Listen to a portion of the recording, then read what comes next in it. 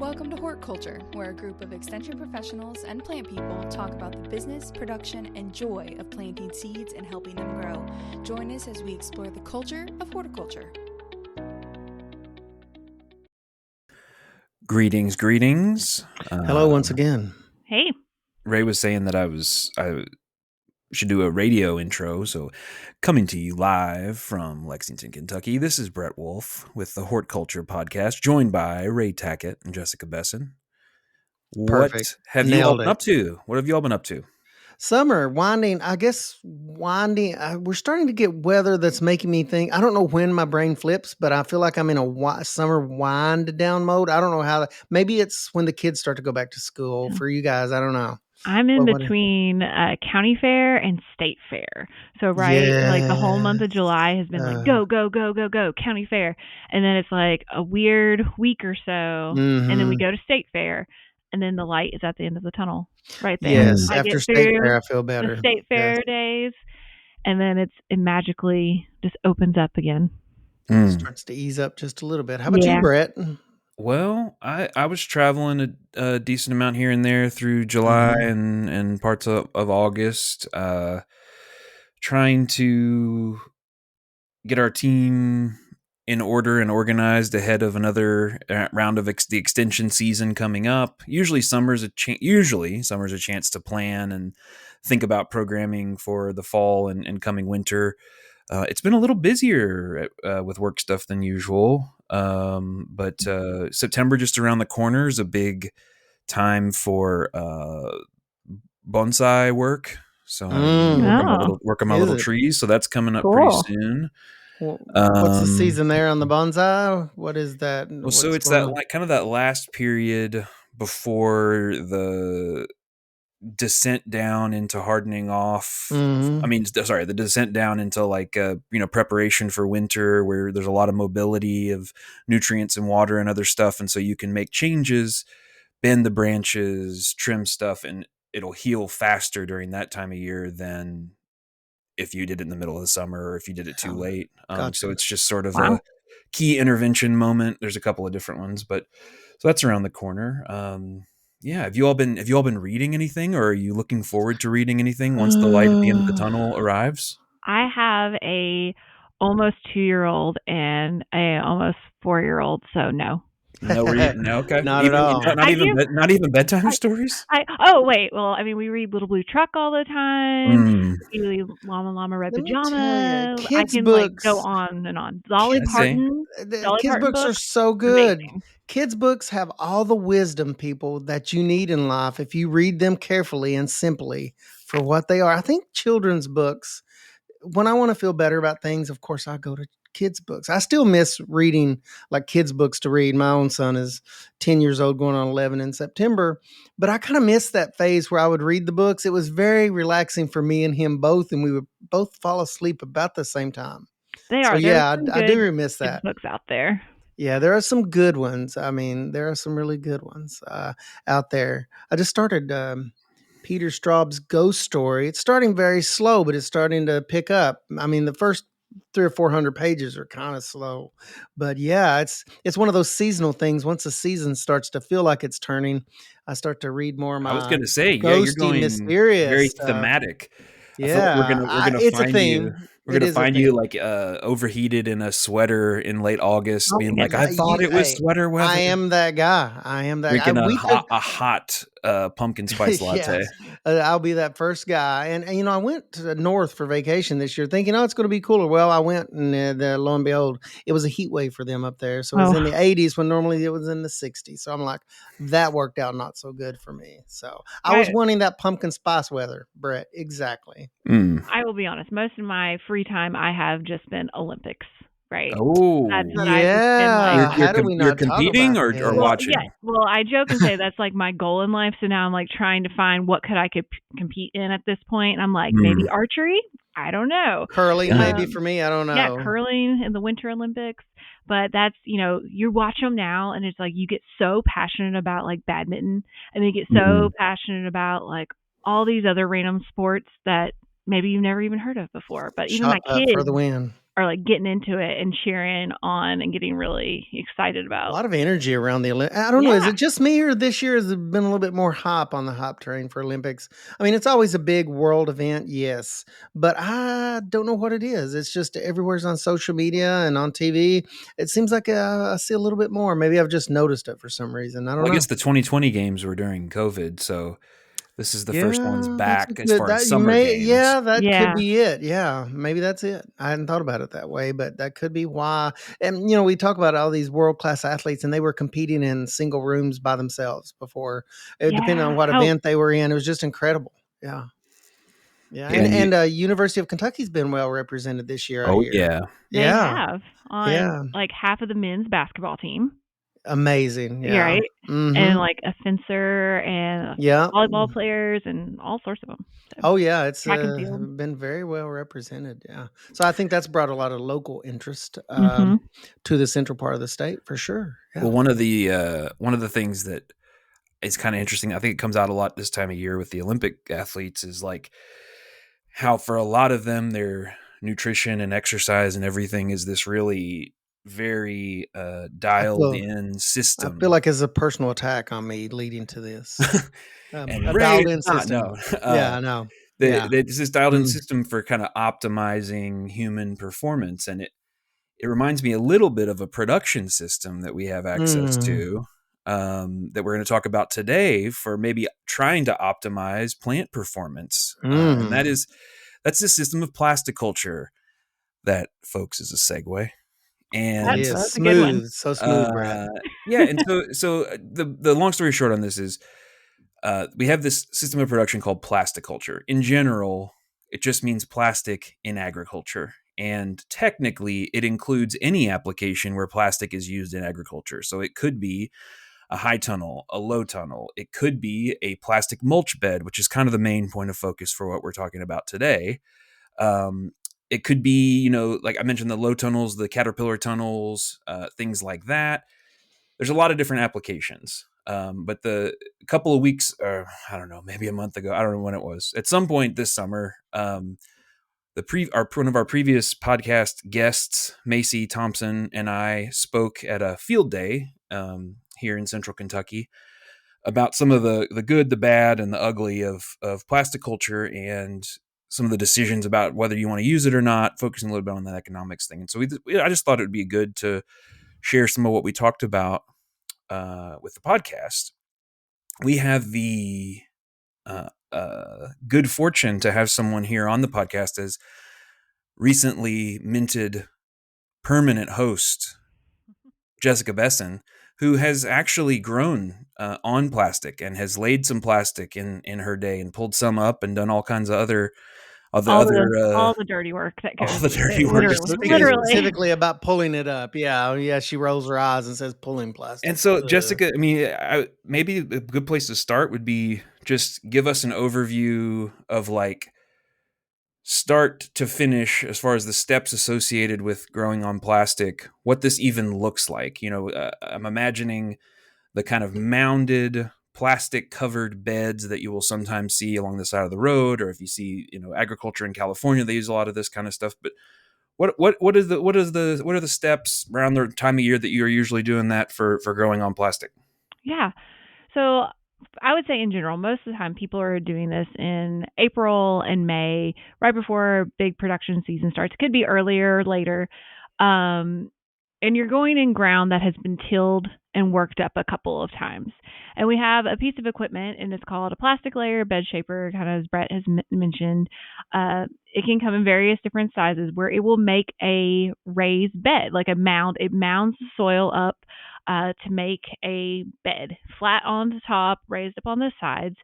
And this machine is unique because as it makes that bed at the same time, we have rolls of plastic that will unroll over top of the bed and disc that kind of throw soil over the edges of it. So your plastic's tucked in at the side. So it's getting buried on the sides so it won't blow up in the wind, because there's nothing worse than plastic, coming up and blowing away. At the same time with these machines, now you don't have to have irrigation that goes underneath, but irrigation is always a wonderful thing to have available. T-tape trickle irrigation um, it put the roll on the plastic layer machine, and it lays a line of irrigation right underneath that plastic as you go across the field. So you're making the bed, there's a line of irrigation going down, and then you have the plastic laying over it. Now, when you do this process, you really need about 3 people to do this job. Someone who's behind the plastic layer, who's going to pull the plastic and kind of stand on it and also hold onto that trickle irrigation tape, because as soon as that tractor takes off, because I should have mentioned you need a tractor for these types of machines. As soon as that tractor takes off, that T-tape is going to pull, and you don't want to be the person who doesn't have a good grip on that and the T-tape just shoot off underneath the plastic and have to find that. Someone needs to stand on one end of it. The tractor driver drives the length of the field, and when they get to the other end, hopefully you have another friend there with you who's going to cut the plastic off, cut the T-tape, and then on both ends of the field, you're going to bury those ends just with soil to help hold it down. I think is that a good description of how it all works? Yeah. Pretty So much, so you got a tractor, it's pulling this fairly heavy thing that has these different implements on it that's going to shape the bed, put the plastic down, then cover the edges of the plastic. Yep. And you have the option of having a spool of irrigation that goes underneath it. They will go under the plastic right where the roots of the plant will eventually be. Yes. You have anything to add to that, Ray? No, not really. I mean, later in the season, you're talking about doing things like that adds a little bit more equipment. You're typically adding some kind of unit to inject fertilizer through the tape, and you're hooking that to some sort of water source. That's either a municipal water supply, or if you have like a pond or a creek that you're pumping out of, it could be a little bit more elaborate setup with pumps, gasoline pumps, things like that. So it really varies. But later in the season, you run into a little bit more of equipment. But yeah, that's the process in a nutshell. Plastic bed shaper tractor, and typically some way to hook the water and water the stuff, and usually, I guess, to run fertilizer through the lines. That's another huge benefit. Yeah, there's a whole other aspect of the irrigation process hookup wise, right? Those fertilizer injectors and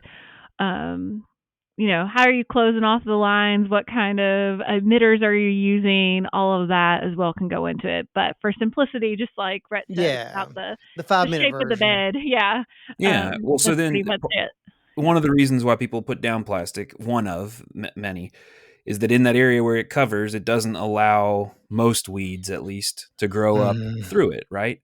Yeah. Well, ideally, we have a plant that we're trying to grow. And so how do we get that plant through the plastic, into the plastic? Are we punching holes, or are we, what do you have, an implement or something like that you use?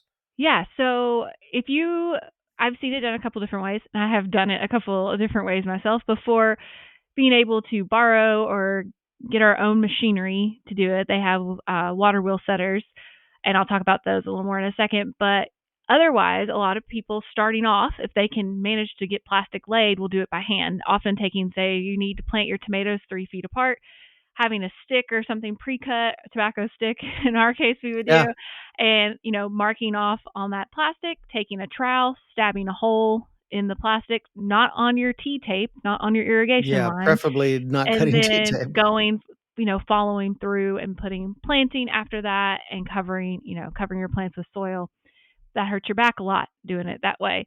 But we do have a machine called a water wheel setter, where they have 2 riders on it, and kind of not really like a tobacco setter, but in the sense, same, you're hooking up to a tractor, your plants are being held in front of you. And then they have these large metal wheels on them that have different, what would you call them? Spikes, points on them. Yeah, the spacings for the spikes that just create a hole in the plastic, I guess. And a hole for the plant, a little bit of a starter hole for the plant. Yeah. So there's also a water tank hooked on that setter. So as that wheel spins, and the different spikes on there are spaced at different lengths depending on what you're planting. And you can also have double ones as well if you're planting plants side by side. That you can it'll go punch the hole in the plastic, it'll put water, and if you especially have fertilizer already mixed in with that water, that fertilizer, and then the riders just push that plant down into the soil, and it like suctions back in and covers the plant with soil that way. And then another tip that I have learned over the years, we talked about, that already, that plastic's great for weed control, right? But you still have that hole there where you plant. So you will still have some weeds come up there. Mm-hmm. Going back after planting, taking some regular potting soil mix, pro mix, some soilless media, and filling in those holes. Not using the soil that's right next to the field, because you're just putting more weed seed in that way. And that way you can help control weed growth even in that little area as well. I think that's one of the reasons that I always, when working with newer producers that's not as familiar with plasticulture, is, they say, "Oh, well, we could do lettuce on this." I'm like, "Do you really want to poke, 6 holes across that plastic and do those 2 inches apart? Basically, you're going to have a weed bed there. So the fewer holes you can poke in the plastic, the better." And I guess my point here being is, plasticulture is amazing, but it's not suitable for every single thing, especially Right. for those high density crops. Jessica mentioned double rows. There's lots of double row crops that you can do very effectively on plasticulture, but there's some Peppers. crops that peppers. I've seen beans done that way, corn done that way, depending on the spacing and the offset.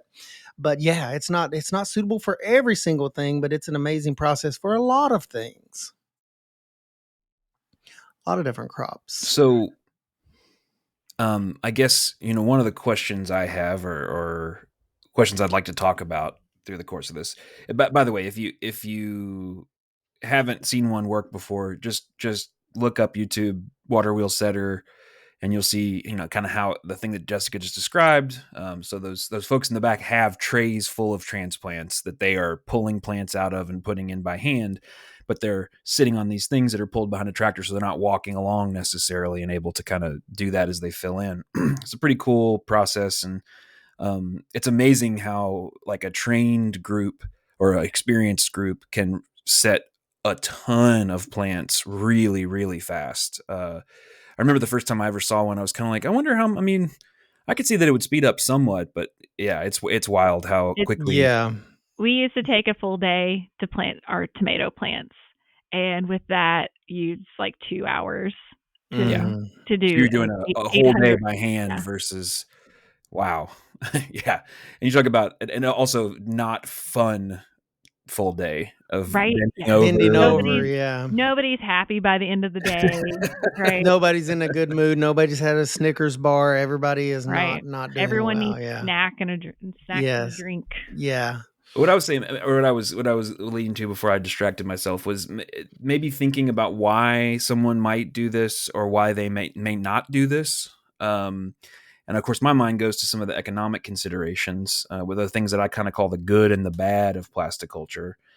So what are some of the good things about, so, I mean, why is it that you all use plasticulture, Jessica? Or, if you were talking to somebody, Ray, what are the things that you would encourage someone to think about why they might want to use it?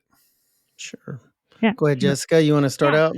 I would say, we've already mentioned like the weed control, right, is big. But I think another thing, and especially with this summer, at least in my area in Mercer County and the area where I'm from, like in Garrett County, we were in a big drought this summer. Yeah. We had a month with no rain, and if there were growers who did have items on plastic with that irrigation, they were still able to produce great crops, right? They were still able to produce their crops. They didn't have as many issues with things like blossom end rot and other things that are caused by like moisture fluctuation in the soil, versus other growers I know who their crops were a bust because they didn't have that irrigation source. It gives you a jump start on the season. It warms that soil up faster, so plants take off quicker. Especially, melons and things really like being grown on plastic from that warmer soil and everything. And it has that good drainage as well. We always talk about how plants don't like wet feet, right? Mhm. So if it is a wet year and we're getting a lot of rain, plus we have that irrigation, they're also getting better drainage that year. So those are some of the things I start off with people. It's also, I feel like you're more efficient with your fertilizing because you're Mhm. putting it directly in those lines most of the time with the soluble fertilizer, and even pre-plant fertilizers. If you know where you're going to lay that plastic, you can put that fertilizer down in that row, and you're not fertilizing all those weeds, right? You put your fertilizer down, then you lay plastic right above that. So there's a couple of benefits that way. And I, usually start off with growers who start encouraging them to use that, who are ready to make that jump to the next level. If wanting to get more produce, get a bigger market, or like really get established like in a farmer's market or any other market as well. I think about, and I also think about crops like specifically, too much caffeine today, folks. As crops like strawberries, where the quality, you just can't compare the quality between strawberries grown on bare ground versus plasticulture, because they're so much cleaner and such a much higher quality product. You're saying That's the ones grown on plastic are the one on plastic. cleaner There's and so much cleaner because a rain splash is not an issue for the most part. And there's also benefits of disease control, where a lot of the diseases that hit us pretty hard in Kentucky are soil borne. They live in the soil. So the just a higher quality product on plastic, especially those products like strawberries, that it's a game changer. I mean, I don't know about you guys, but if you have a U-pick operation and people come out and they pick your strawberries and it's on sandy soil and they bite into it, you can hear them chewing because it is so gritty, and it just nearly ruins the product if you get a rain around a picking date. It's just it's really tough on the product. But if those strawberries were on plastic, that would for the most part not be an issue at all. So that's some other benefits in addition to all the other benefits Jessica just mentioned. Is just the quality of the product in many cases is higher. I mean, there's lots of benefits, and the production. I know Brett, you've probably, and Jessica too. You've looked at different crops respond differently to plasticulture. When you look at something like well-established crops that we have data on, like tomatoes and pepper, goodness, I don't know. I've personally witnessed 100% increase in yields, and sometimes even well beyond double the yield, sometimes 3 times the yields for certain crops. And especially vine crops. It's amazing what you can do with vine crops on plastic versus bare ground. So some crops just the yield increase is pretty incredible. But I warn you, I worked with a farmer one time, and he was totally unfamiliar. It was in the eastern part of the state, the eastern foothills of Kentucky. And he was a pretty large tomato grower, and he said, I want to go all plastic this year. And I said, okay. And I asked a lot of questions about his markets, and I looked at him and I said, you're not ready. I said you better increase your markets, because, and we were at the time we were working with a very good specialist, Dr. Terry Jones. And I said, Terry's really good at, we were going to set up a demo site. And I said, we're going to take a quarter of acre and we're going to produce as much as you normally do on an acre. And Otis was his name, and Otis did not. It's not that he didn't believe us, but I could see the doubt on Otis's face. And we did exactly what we said on those tomatoes, and he was not prepared for the influx of production, the increase in production. So that's another amazing thing about plasticulture is a lot of these crops, not all crops, but a lot of the crops you can grow on plastic. Just the increase in production. I mean, it's pretty amazing. Yeah, I think a lot of what we're talking about is this cumulative effect that the plastic has on multiple different aspects of the plant's health and its ability to uptake nutrition, its ability to uptake water, that overall makes a healthier, stronger plant in a variety of ways, whether that be, again, from that uptake, whether that be from preventing. Somebody mentioned the soil splash. A lot of our issues, if you think about your garden tomatoes and you watch them over the course of the year, when they start getting disease and they start to die off, it's almost always from the ground up. And that's not just because the bottom leaves are old and the ones up top are new. There's also this element of soil splash where rain comes down, hits the ground, splashes up onto the leaves, the disease spreads, and then it burns it up, like looking at you, early blot. Yeah. Right. So that's an example of where you're getting less of that happening. So therefore it's like almost like our immune systems. If you're constantly feeling sick, you're not going to be performing at your best. Well, the same way, if you're creating an environment where your plants are able to get this high quality environment with all these other things available to them, like just in time fertilizer. We mentioned the idea of fertigating, or we didn't say fertigating, but that's what we were talking about. Briefly, what's the idea there with fertigation? Put the fertilizer where it needs to be. Instead of, and Jessica already mentioned it. There's a big benefit to, and we will lump this under the category of precision agriculture. And that thought is putting the inputs into agriculture where they need to be, rather than broadcasting wholesale the fertilizer over the entire field. It's much more efficient. It saves on input cost, and anytime you can do that in any operation, it's a win. You spend less money, you use less inputs, you reduce the environmental impact. It's all good things. As far as fertigation, and you're running it through the lines, and you're putting it exactly, for the most part, where it needs to be. And going back to, you're talking about those disease pressures and stuff. I think having some of these crops on plastic, so you have better spacing, right? Spacing hopefully with it. So if you do get something and you do need to treat with a fungicide, it's easier with those rows and stuff for you to get in there and potentially get better coverage of a fungicide. So hopefully that you are having to treat less, right? Like you're being able to get good coverage right then. So then you're not having to go back and try to make as many applications of things. The thing that struck me years ago, and somebody said it, and it's always stayed with me, and a producer with many years of experience, he said, the thing about horticulture, those of us that are in horticulture and we're doing things like plasticulture, he said, we pray for just the opposite of a traditional ag operation. We would rather deal with a dry year than a wet year with regular rains, because a dry year means very, very low disease pressure, and we would rather have that than the rains. And that always kind of hit me, because they're a lot of times running the irrigation regardless, especially if it's recently rained. They still have to run the fertigation to get the fertilizer application in there. So they're running it anyways in some cases. But in a dry year, it helps a lot of horticulture operations to be dry, to limit disease pressure. So that's a big consideration, and has been a big change over the years in intensive horticulture management, is the fact that we like dry years to an extent. Yeah, Because well, that's why. particularly here in Kentucky, it's disease pressure's high. Well, historically, that's why the Central Valley of California is the salad bowl of the U.S. Is that it doesn't rain, and they're able to have historically been able to move in water from other places, and that's becoming more and more difficult. So it's like rain so that our reservoirs are full, but stop raining during the growing season. That's what we want. Yeah, exactly. Yeah, and I think just to tack on the fertigation thing, that you can do fertigation even if you don't do plastic, right? It's not like it's exclusively that. But in addition to the putting it exactly where you want it, is also exactly when you want it. So the idea of, like, let's say a tomato plant needs a certain amount, 100% of the nutrients that it needs across the course of the season. Well, if you just broadcast all of that out at the very beginning of the year, that's almost like, you go on your 7-day cruise where it's all you can eat, but they bring all your food to you at the very first meal.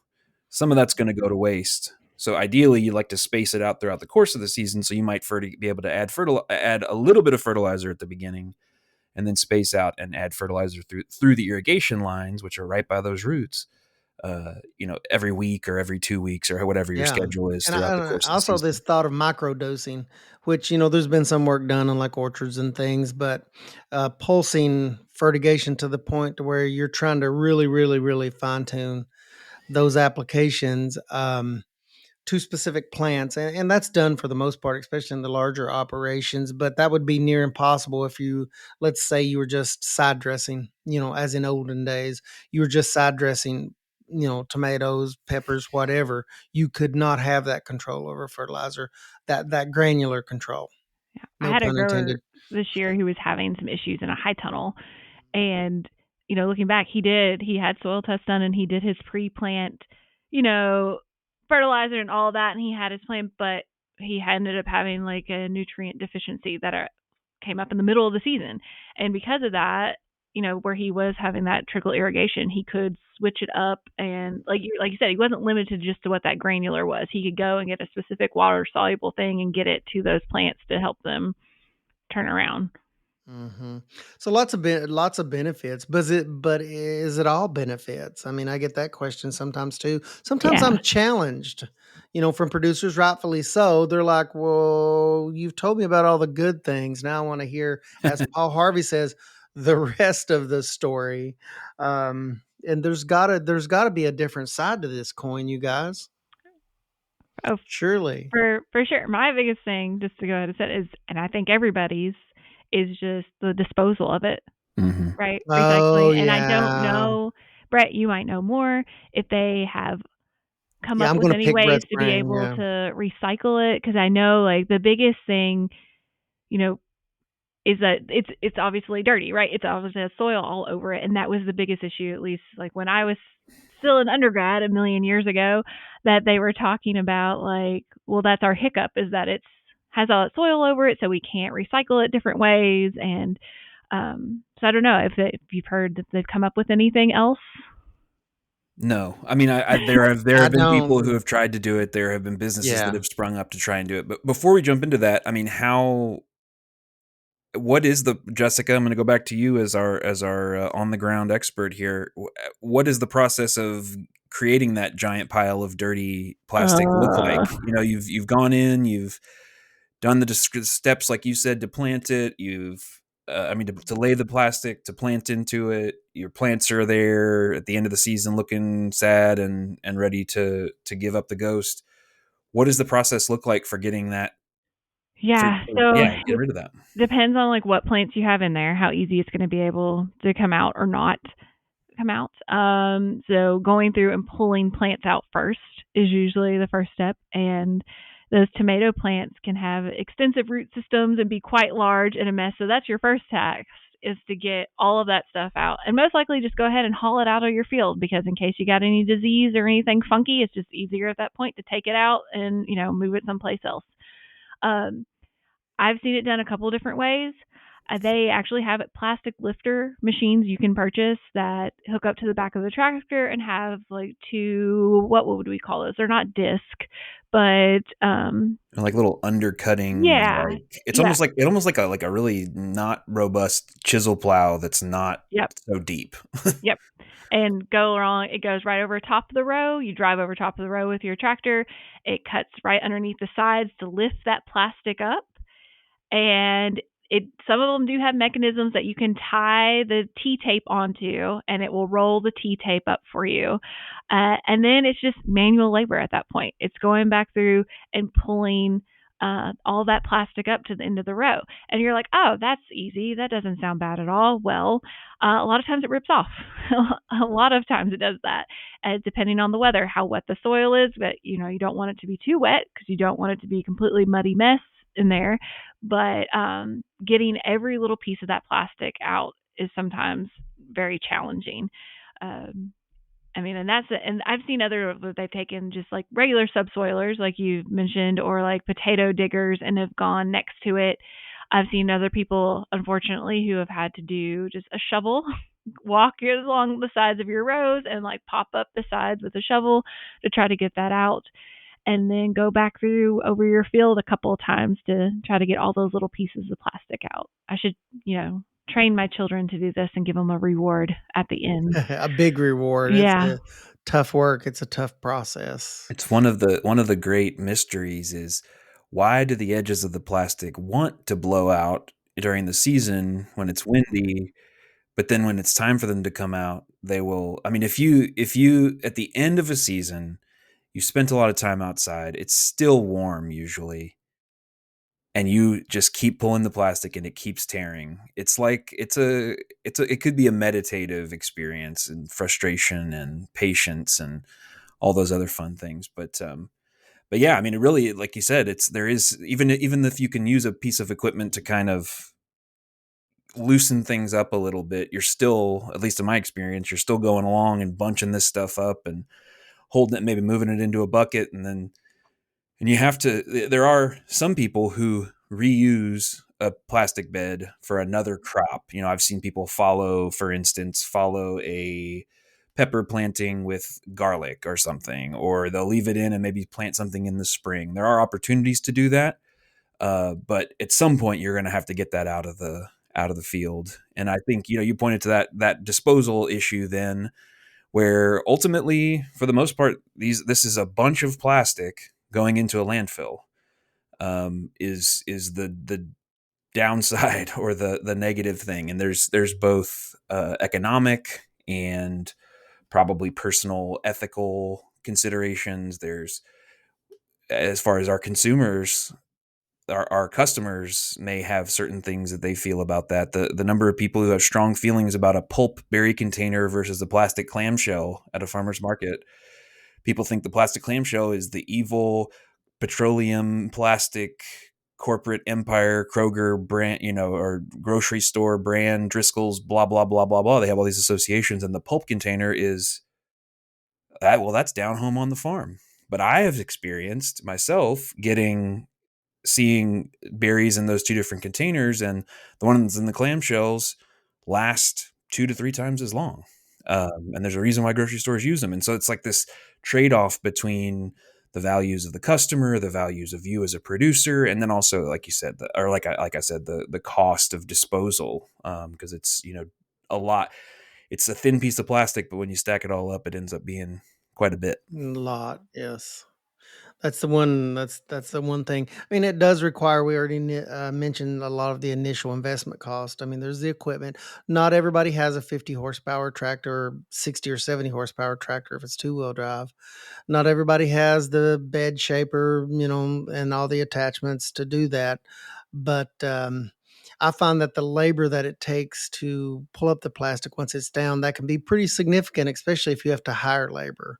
I mean, that's just it just adds one cost onto the other, and that's something you kind of have to. I don't know what kind of analysis would that be, Brett. If we were like not a break even, it would be something in the total cost analysis of using plastic. If you were new and considering that, you would have to consider all these things we've talked about today, wouldn't you?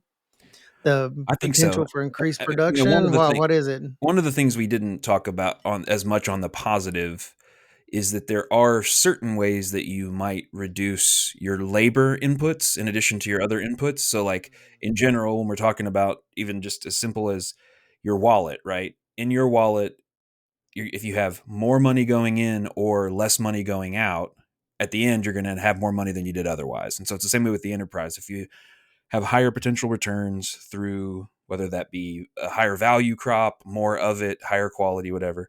The other way is let's spend less money to produce this stuff. And one of those that you're mentioning here is this idea of labor. And so you have more labor for dealing with the plastic, but you don't have to pay somebody to go out there and cultivate or spray herbicide Right. or whatever. And so the trade-offs there are going to be unique to an operation. I think that there is an aspect of scale that factors in. If you have 2 beds, well, to get a tractor and get a setup and get the plastic and everything else, or maybe to borrow one or whatever, that might be too much, and you're not saving that much in the long term. But if you have an acre or 2 acres or more of that thing, suddenly the plastic labor savings might make more sense. And so I think, yeah, to answer your question in a long-winded way, which I'm good at doing, the labor there's a push and a pull on labor needs, and it's also time of year for when the labor might be needed more or less. And so if you we often have labor needs during certain time of year for tobacco or for cattle or for whatever, and then other times of year where it would be nice to be able to keep those people on and have something to do. Do those things line up? Is the plastic pulling and cleanup portion of the season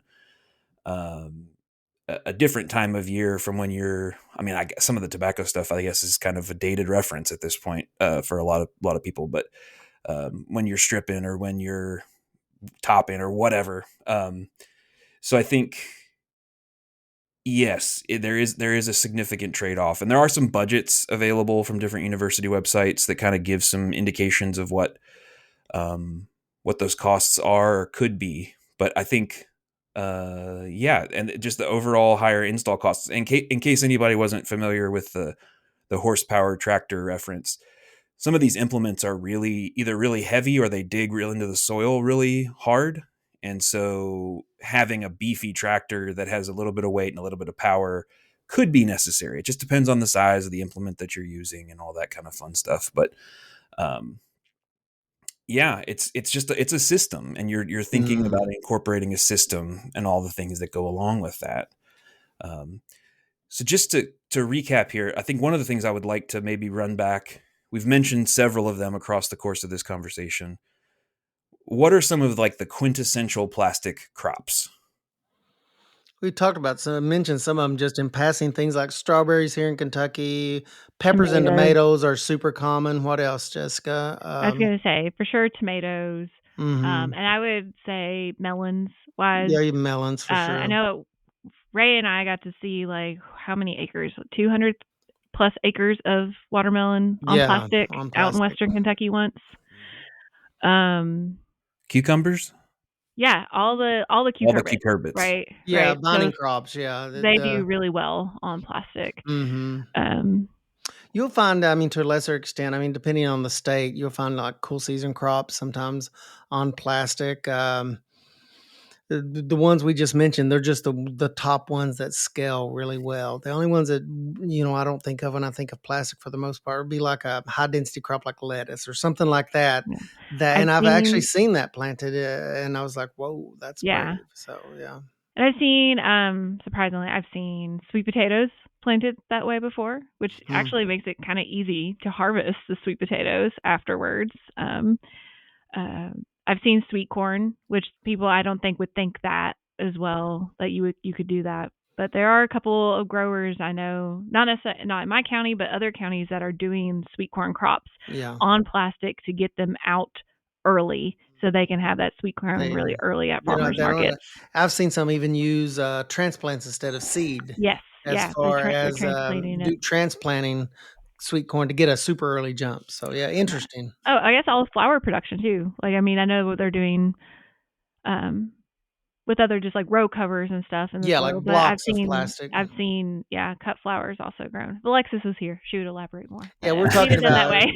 we tend to think in terms of 3 to 4 foot wide, widths of plastic, on shaped rows. But when you talk about like the floral industry, you start talking about alternative layouts, like the big blocks of plastic with holes and even geotextile materials. You even go beyond plastic to some other materials, so it's pretty interesting. But it's all, as Brett said earlier, I think it's, if you talk plasticulture, it's just the use of plastic in some kind of production system. So well, marketing and fiascos in Kentucky aside, with hemp, you saw people who grew hemp in an open field environment, and you saw people who grew it on plasticulture, and sometimes on plasticulture inside of a high tunnel. Yeah. And in most of those cases, at least ostensibly, or the idea was that those were going to go to different types of markets. So like you might do growing it in the field, these kind of more like a field crop, less intensive, less irrigation, etc., to produce heavy biomass in order to sell that for the fiber portion of the hemp thing. Whereas people who are growing it for CBD production might treat it more like a horticultural crop, because you're really trying to cultivate the flower itself, and most of the fruits and things that we talk about start their life as a flower and then turn into something else. So again, it makes sense. And they might grow that might have grown that on plastic so that they could manage the fertility, manage the water, and grow a little bit of just a different approach. You're trying to grow a different thing.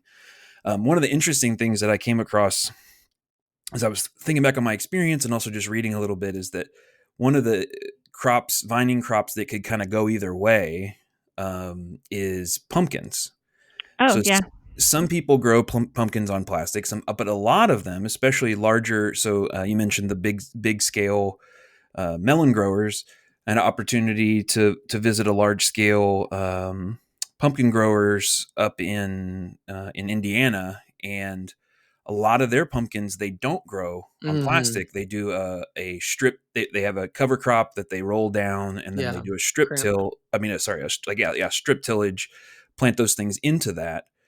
And part of the reason for that is when you're growing like a jack-o'-lantern pumpkin, the demand for a jack-o'-lantern pumpkin outside of October 20th through October 31st isn't crazy high. It's not like the BLT, first BLT of summer, or the 4th of July watermelon or something. So that earliness isn't necessarily as much of a player. But then at the field day, they, of course, to contradict me in my statements, 3 or 4 rows down, they were growing some pumpkins on plastic. And I was able to ask them why they did that. And they were saying that those are these stacker pumpkins that are these smaller scale. They're the ones that you Specialty. see. Yeah. Yeah, they're a specialty pumpkin. You see them in like long-term, from September through October, November, just fall displays outside. And they need to look really, really good and be of a really high quality. And they determined that growing those on plastic was worth it. But then luckily, several rows down, they had some that were not on plastic, that were just on bare ground, to kind of demonstrate that difference. And so that was just an interesting decision that they were actually made on that farm that was really cool to be able to illustrate. But it's even within crop families, or within certain specific crops, there's like this difference or this variability on what how you want to approach it, and whether it's worth it. Because if you're selling into a commodity pumpkin market like this people up in Indiana were, the margins are the amount of money that you're making per pumpkin is so small that you kind of want to not put out a ton of resources per pumpkin and then have to deal with it. But yeah, I think making that decision comes down to those crop selection issues. We mentioned the equipment, whether the equipment changes or upgrades or shifts are going to be worth it for you. Jessica, you were mentioning kind of seeing people who, and maybe you in your own experience, borrowing equipment, whether that be from another grower, whether that be from a shared use equipment thing, and then transitioning to the point where you're like, okay, we think we like this, we're going to get our own. Is that kind of, that's been your experience a little bit? Yeah, that's been my experience. I know with us personally, when my husband and I, when we were just dating, decided that we were going to do this, we were lucky enough to know somebody who had a plastic layer and was willing to let us borrow it the first like few years until we were like, okay, we're actually, I guess, crazy enough. Let's do this plus work full-time jobs. And, we eventually made that investment into that plastic layer. So that's why when I started working here as a horticulture agent, I kind of thought that might be a good investment of a piece of equipment for our county office to have that available for people. Now, it doesn't really get used a lot, only in those like prime months, but I have had two growers, and they only sound like I only have two that I've seen that have gone from very small traditional, gardening, who have now been able to borrow that and have bumped themselves up so much that they really need to be selling at more than one market, or they are selling at more than one market now. And they're also doing selling at the auctions and other locations. And it's all because they started using that production system, right? And they were able to, just like Ray had shared that story early on, able to really increase their production from it. So one of them, I think, is, getting ready to invest in his own now, because, now we're getting into the issue of, is it available? Is it not Right. available? Does somebody else have it? Did it get returned? Is it working right? But you can see how that can make a big difference for people's production if they're wanting to make that jump. And I've had several people who borrowed it, and like other things we've talked about already are like, wow, that plastic cost a lot. Oh, that T-tape cost a lot. I really don't do that much. I don't see myself getting bigger. This was, not for them. And versus others that have just taken it and really been able to expand from it. Yeah. I think, I always say that we in extension, or we as with the Center for Crop Diversification, kill twice as many dreams as we inspire. We do. But if it's a dream that's going to end up hurting you in the long run, then I think it's better to know, and that ability to kind of check it out and see, oh wow, yeah, this is not appropriate for me, or this is. I think it's cool to. I think it's awesome. You've had two people who have kind of been like, yeah, this works for me, and yeah. I don't know. That's really cool. But Very yeah, so there, that's one of those things that type of program or that type of availability of equipment can help with the equipment, feeling out the equipment changes to see how it goes. And then I mentioned with the example of the pumpkins helps with the idea of like which crops you want to grow, but it also is that question of, is there any value in having this thing brought to market earlier? Am I going to get compensated for higher quality? Is it important for me to win customers in a farmer's market environment to have a higher quality product or an earlier product? Or is it just sort of, I'm just going to sell this and, just it might not be worth it. And then Jessica's first thing that she mentioned about the ability to dispose of the stuff I think that's going to be more and more of an issue For as sure. time goes on. And I know there are, I've seen it. There's like the biodegradable stuff that is sold. And I want it to work so bad. Like I want to personally and for other growers to be able to invest that, and some do. But it just does not hold up. At least my experience with it, it just does not hold up the same as the traditional plastic does. And my hope is that in the future there'll be a product that can come out that can withstand. Because I feel like at that point, for the price you're paying, and it doesn't last the season, it's not really worth it for a lot of growers to invest in that at this time. But my hopes are for the future that they'll be able to come out with something a little more durable that is biodegradable. Yeah, well, one of the cool things that we try to do in Extension is to do some research on stuff so that people in the world don't have to find out the hard way whether something does or doesn't work. And there's some folks down at the University of Tennessee who have been doing some research on this biodegradable mulch, and I think it has come a long way compared to where it was, but I think there's probably still some issues to be worked out with it. But they do have folks at University of Tennessee have a nice website with a bunch of different publications that they've worked on to just see. But it's one of those interesting things where the reason that the plastic is good is in plasticulture systems is because it doesn't break down. Yeah. Like it doesn't let things poke through.